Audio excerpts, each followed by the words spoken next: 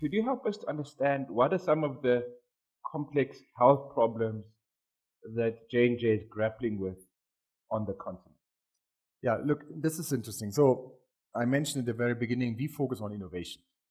But innovation, there is no scale, no universal scale for innovation, right? So that means if you are in Germany, the healthcare innovation requirements are for late-stage cancer, for pancreas cancer, for example. Yeah? If you are in Africa, with a life expectancy of 60 years in South Africa, many people do not get to the age to develop cancer. If you have 60 years, people are dying here more from infection diseases, chronic disease, cancer growing, yes, but like Germany, the average life expectancy is 80.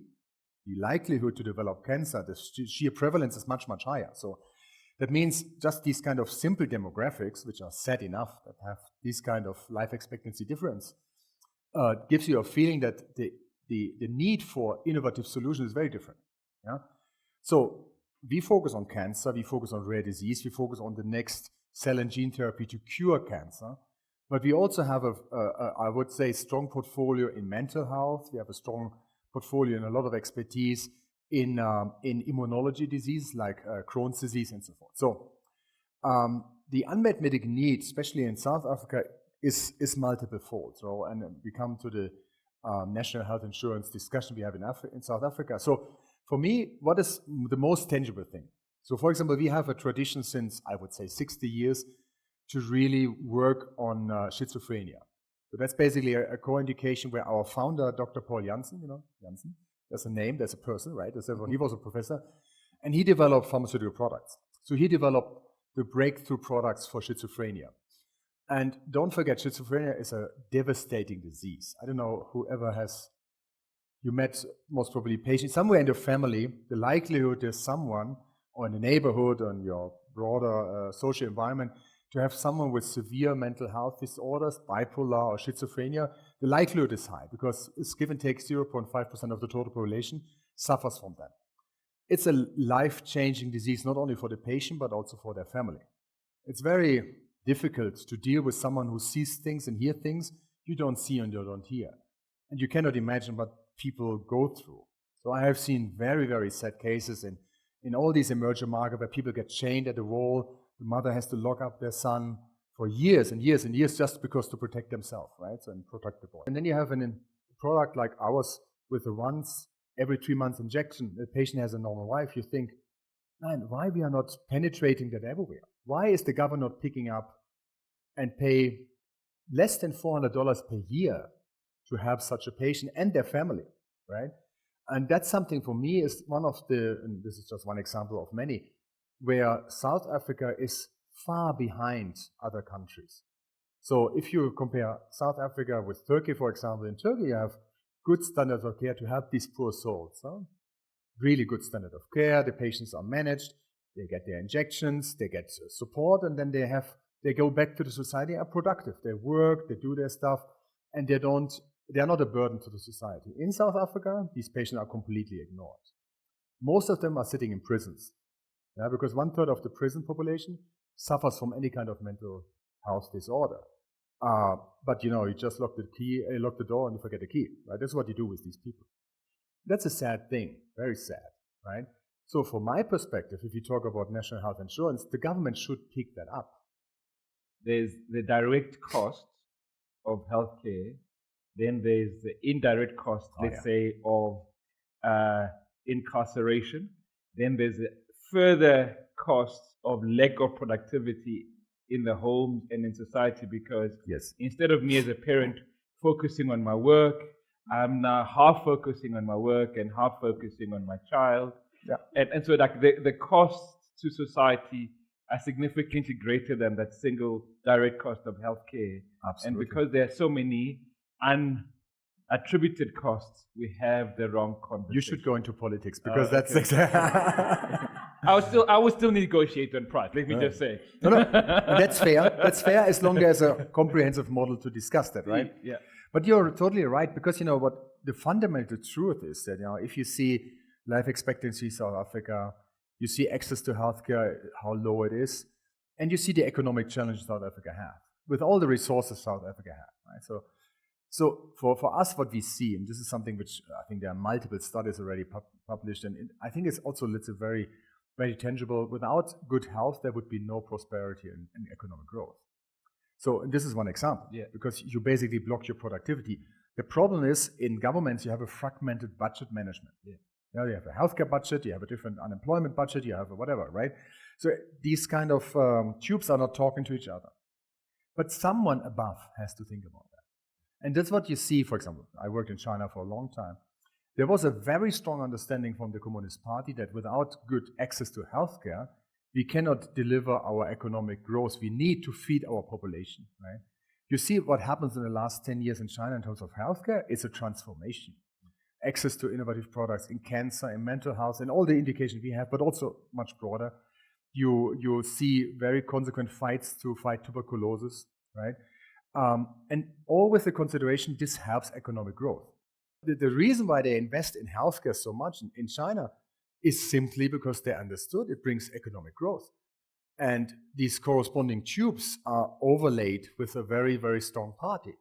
Again, it's not a political discussion, it's just a description of how basically a huge emerging market with 1.4 billion people has been able to turn around, has been able to manage healthcare from economic perspective rather just from cost perspective, and see investment in healthcare as an investment rather than a cost.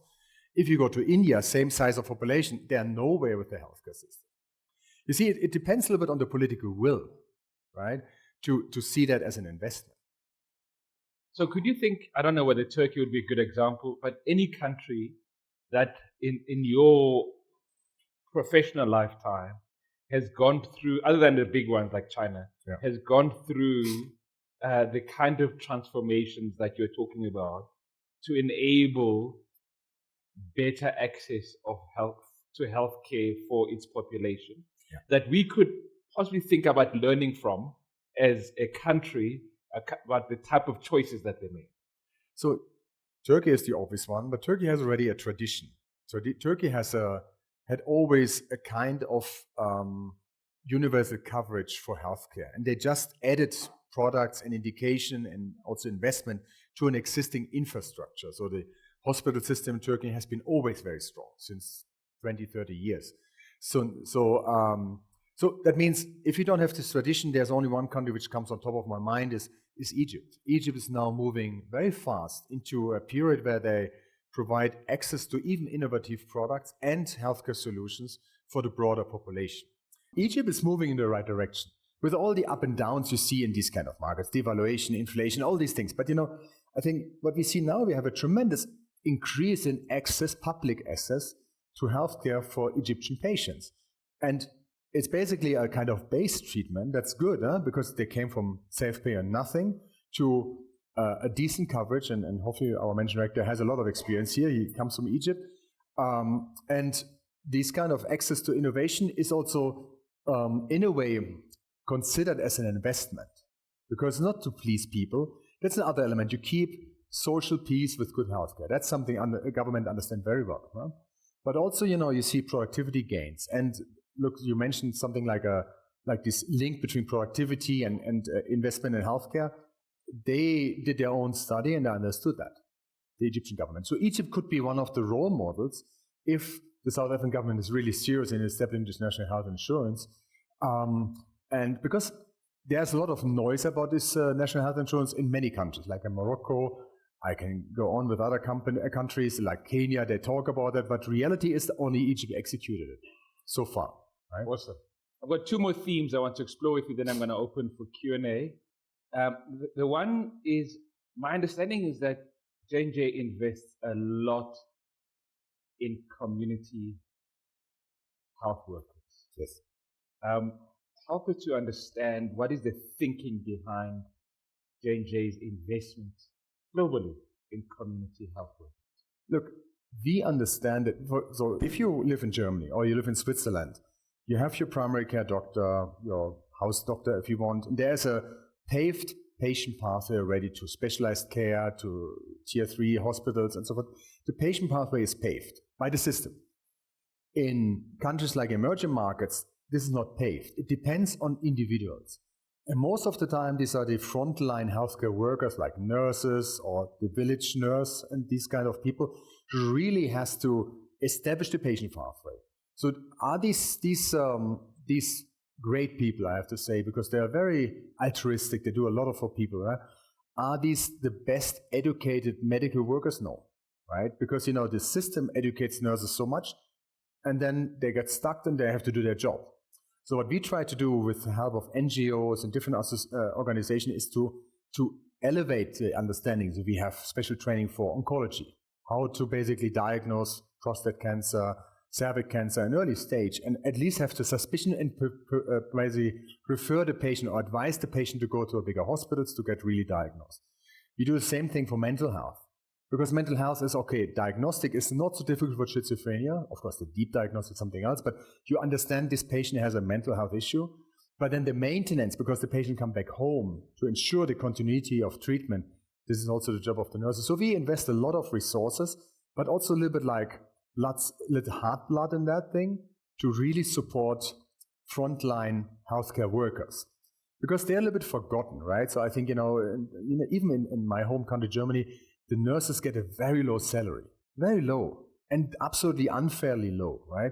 Here, I think the same. So, and then nobody invests in their further education because diseases become more sophisticated and more difficult. So I think it's the right thing to do. It seems like and then you mentioned schizophrenia in particular, but my sense is J&J has a much broader, more comprehensive view on how it supports, whether it's the mental health of community health workers, of nurses, the mental health of other healthcare professionals, of your own employees. How has your approach to a more inclusive concept of mental health evolved beyond the pharmaceuticals? And how is that influencing how you see the world? So what I see, this is outside pharmaceuticals, it's more like a part of the society, is that people are much more transparent about disclosing their mental health problems.